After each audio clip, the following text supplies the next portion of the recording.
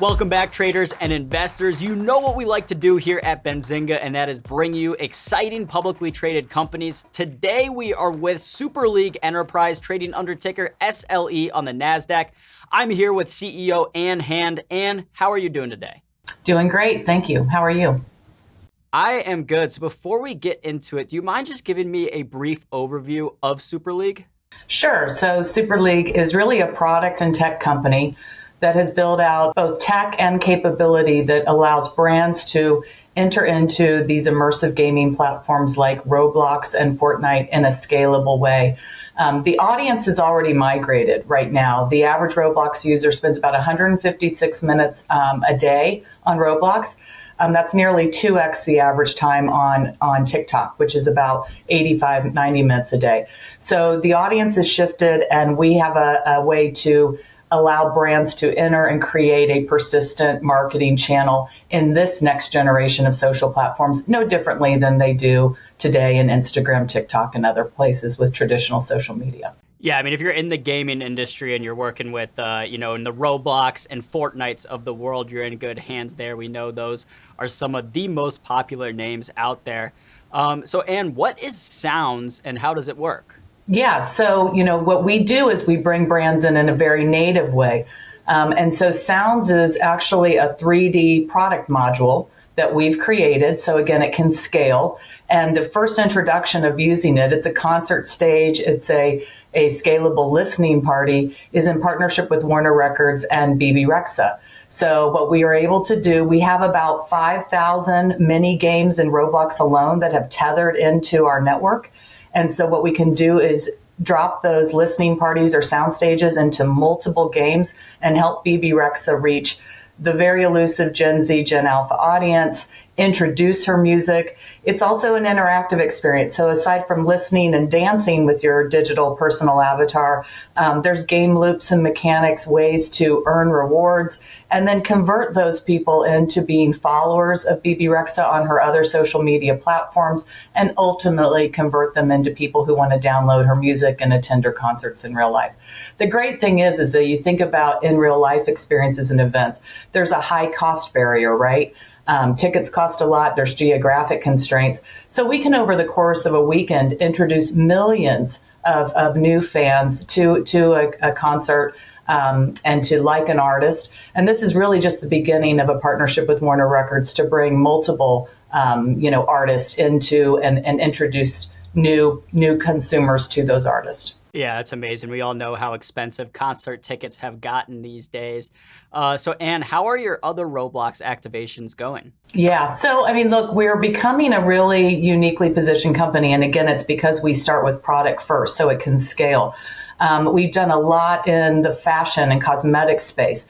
So we've built a fashion runway, a modular cosmetics counter.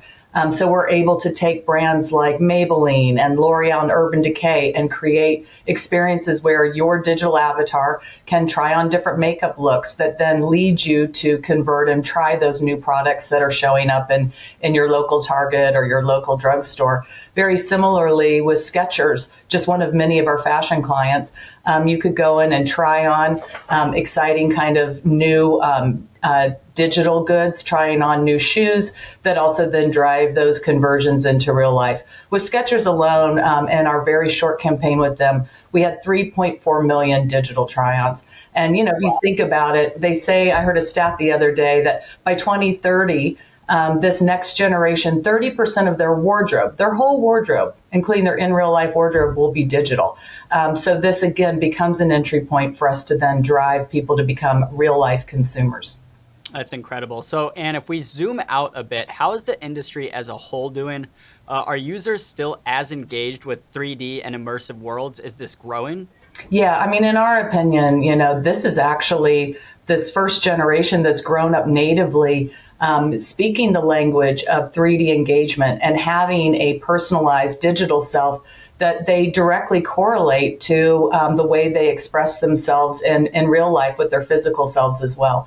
And so we think it's an imperative that brands learn how to speak this language of 3D engagement. Again, this is a generation that doesn't want what we know as traditional digital advertising. pop-up ads, being forced to watch videos, and constantly things that interrupt our experience. These are native experiences that we bake into the landscape of games. You go there out of free will. They're fun and engaging, and it's a way to start to build loyalty that way. We think what's inevitably happening, and it's really the vision of Super League, is we're starting now with these open world platforms that allow us to bake these experiences in. So that's why we focus on Roblox and Fortnite and Minecraft. But this is actually what the next generation of the internet is soon going to look like. You won't go into a static, transactional, click-based web page to transact with a brand. You'll go in and actually be able to virtually try on goods or sample things first that way, and again, bring your digital avatar in the space. We often talk about the 3D web. We want to clarify, we're not talking about dependency on VR headsets. We're not talking about crypto or blockchain or NFTs. We're just talking about the fact that the tools exist today to create 3D feeling immersive experiences that a user engages with on a flat screen like an iPad. Yeah, it's amazing. The ads that don't even feel like ads. I mean, that's the most effective form of advertising. You say that you have a path to profitability in 2024. What's the strategy here, Ann? Yeah, so what's happening, and it's an exciting thing that's changing in our pipeline, is initially brands were saying, okay, I get it that the audience is moved. So they were dipping their toe in with us, doing kind of short-term temporal campaigns. You know, we recreated Barbie's Dream House for 30 days and delivered 60 million visits with an average dwell time of about 8 minutes. So it is, to your point, like product placement on steroids and real meaningful engagement. But then what happens is brands start to say, okay, I'm getting comfortable with this new marketing channel, and now I want to make it a core part of all of my campaigns this year. So people like Universal Studios and others, every time they dropped a new movie release that met well with this segment that we reach, they were making this a core part of their campaign. So then what we see is brands start to spend in aggregate a material amount of money through our proprietary tech suite to reach these audiences in a meaningful way. But then the exciting thing shifts. And the exciting shift is we have 6 brands today that have hired us because they now realize I should come in and out. I should stay and continue a conversation and build fandom and loyalty no differently than brands don't turn on and off their Instagram strategy or their Instagram channel. They have a persistent content drop through the year and really treat it like a permanent virtual billboard for their brand. And so 6 brands have now engaged with us that way, which means we're building something for them and we're being paid a recurring fee to continue to keep it operating. So while we're going to see our first profitable quarter ever in Q4, what's also really exciting is the shift away from this looking like an advertising model, which has heavy spikes of seasonality due to ad spend, and starts to become a smooth, recurring, forecastable model, and continuing that step change revenue growth because we're capturing a bigger share of wallet from the big brands and IP owners we work with. Got it. And then are you looking to incorporate AI into these activations, and how could it enhance your work? Already do it. We're one of the winners with AI. We use it internally just from an operational point of view to optimize workflows, but we're also doing it to collapse the development cycle. So say a brand comes to us and says there's a concept or something that they want us to generate for them, an experience. We first use AI to quickly create various concepts that we can put in front of the brand.